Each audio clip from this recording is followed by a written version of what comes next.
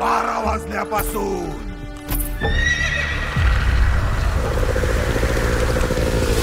गाव सोडून सुरू होणार आणि जर का ह्या काळात कुणी गावात पाऊल ठेवलंच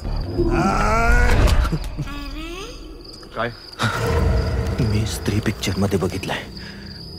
मागून बाईचा आवाज आला की मागे बघायचं नाही. नारू बळू नाही वळतो रे. नको वळतो. अभ्या मस्ती करू नकोस. अभ्या वळतो. अभ्या